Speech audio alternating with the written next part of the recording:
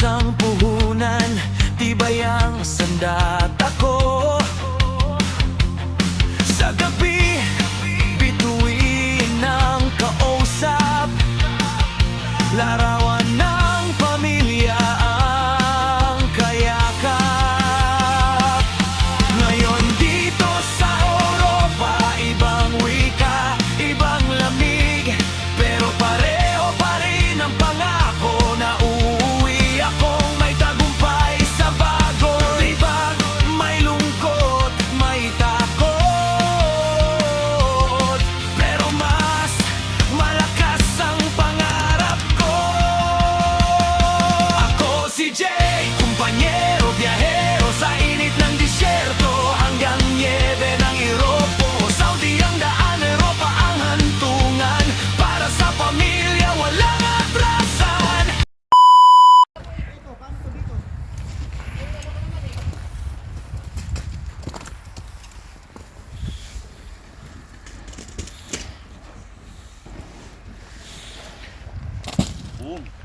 Ganito naman mga eksena namin dito pagkatapos ng pagbagsak ng snow.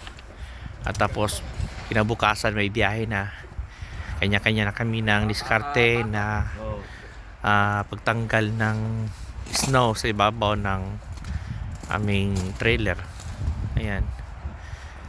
Yung walis, wala mo walis yan? Walis dapat. Wala kang walis?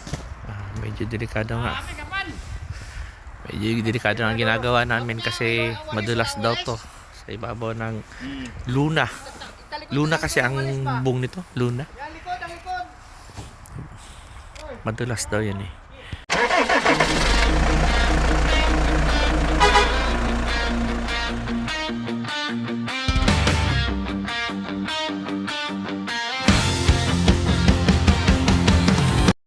Ako si Jay, kumpanyero, biyahero sa init ng disyerto hanggang niebe ng Iropo.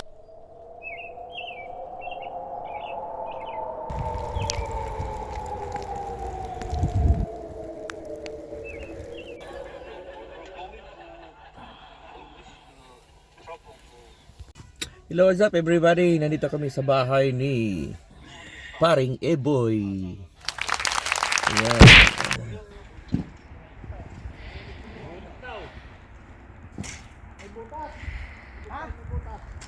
Butas ka siguro kasi sundong. Wala ay!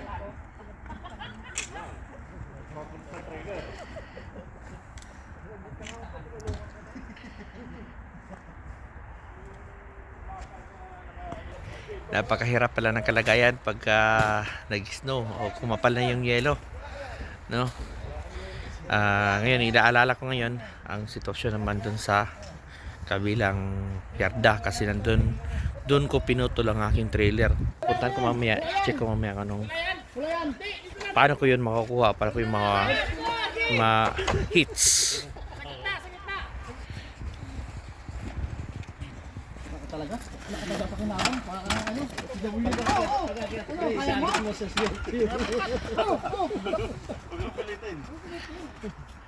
Ang sakit.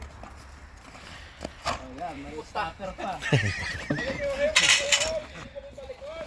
Ay, kung masyadong ano yung kakakit, di ka pwede.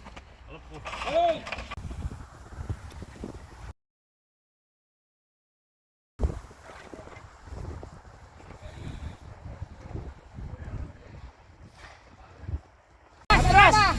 Buhusan kita! Wag! Kabila! Pangi ah!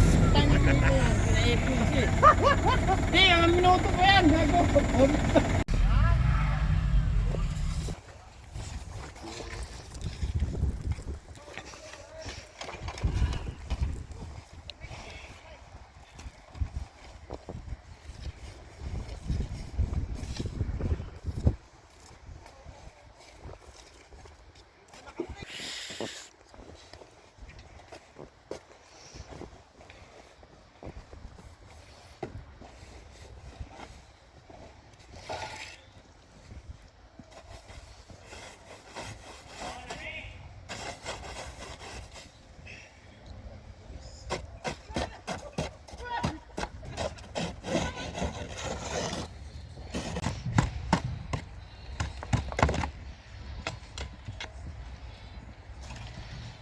Ano yan?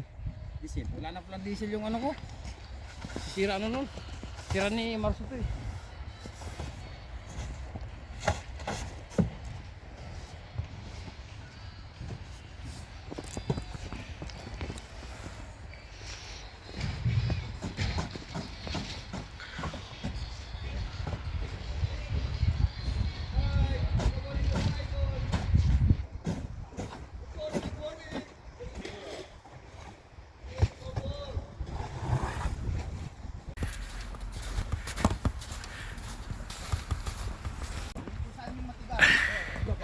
Tapos, siyempre, huwag kang magmamadali. Kung ano lang yung kaya doon sa pwesto na yun. Doon po sinimulan sa harapan sa akin kasi doon ako nakaakyat, wala akong hagdanan eh. Sa dandahan lang. Oo, Dalawa lang huwag mong tatayuan kasi madulas. Upuan mo. O yung makakapa mo naman yung ano, yung pinaka-I-beam niya eh. Oo nga, yung pinaka ano. Sige, sige. Antay ko nung oras pa, tapos yung hagdanan, dali ko doon, balik ko pa. Oo nga.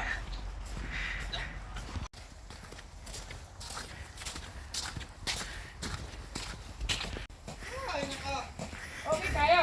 Akala ko ibang lahi. Assalamualaikum Budil.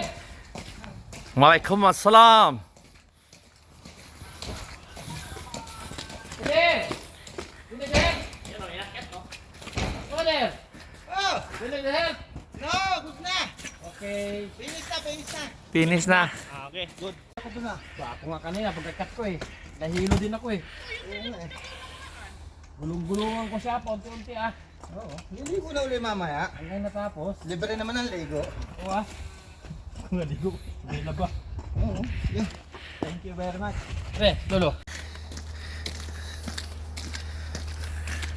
So ayan, papunta kami sa kabilang yarda. Pupuntahan namin yung aking trailer doon. Lilinisan muna namin kasi bukas ng madaling araw tatakbo na. Ewan ko lang kung kaya ba natin sundutan yun bukas. Basta importante ang bubungan ng trailer, matanggal natin yung mga yelo kasi maglalaglagan kasi yan, magkukos pa ng disgrasya sa mga ibang motorista. Pero kasama ako ngayon si Butlig, Paring Campos. Yan, tatlo lang kami. Andun din yung trailer niya sa kabila. Ganda tingnan niya mga puno. Yan, nagmisto lang ghost town ang lugar dito. No? Yung akala natin nung nandun doon pa tayo sa Pilipinas na maganda ang snow. So ayan. Ito na yung experience natin ngayon. Panguna pa lang experience na to. Ito pa lang yung kumbaga parang intro pa. Kasi itong kalsada na to, ayan, ini-script niyan ng mga bulldozer para matanggal yung yelo. Tapos ito naman, itong highway na to, ito yung silbing parang national highway nila. Ito yung waiting shed kung saan dito maghihintay yung mga bus. Dito yung mga passenger na maghihintay ng bus. Tapos ayan, nakikita nyo naman Sunday ngayon pero walang katao-tao. Pagka ibang mga araw, malamang may mga tao dito makikita natin na siguro naglalakad ngayon. So, sa sobrang lamig kasi ng panahon ngayon, nagtatago siguro sila ngayon. Pero actually Christmas season pa kasi, kaka New Year lang din, siguro ang iba nasa bakasyon pa. Ayan, dito na kami sa Hali 7. Pili dito? Sugod? Ha? Dito ka. Ayan, nasa ibabaw tayo ng bubungan ng trailer. Kahit low na, nakakatakot, madulas. Ayan, kailangan talaga linisan ang mga yelo. Ayan, para hindi makakaperwisyo. Ayan, ito ngayon sa bubungan ng trailer. Kaya naman, tinulungan tayo ni Paring Campos. Yan. At yun guys, napakahirap talaga sa ibabaw ng Luna. Sa ibabaw nitong container van. Kasi konting pagkakamali lang, pag nadulas, maaari kang dumiretso at mahulog dito. So ayan, sila lang daw ni Butlig ang magtanggal ng yelo sa ibabaw.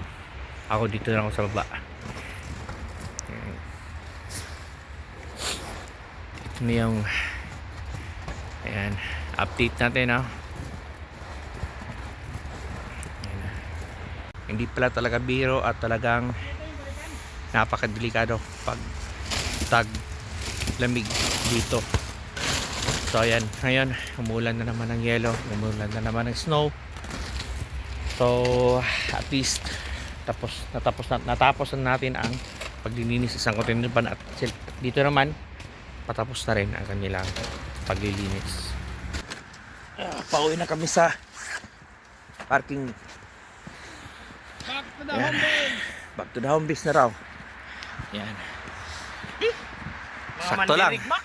Sakto lang ang banat namin sa dalawang container van. So ayan. Naging sige abroad. Mojud. So ngayon biyahe na tayo bukas, madaling araw, pero sana di tayo mabalahaw. Ayan lang. Uwi na kami. Yan ang sinasabi naming Europe pa more. Sa Ginter. Yan. Maraming salamat mga panyero sa pagsubaybay ng aming videos. So ayan, kung bago ka pa lamang sa aking channel, please don't forget to subscribe and click the notification bell para maging updated kayo sa aking mga susunod na i-upload. Ako pala, inyong kumpanyero sa kalsada. My name is Jay.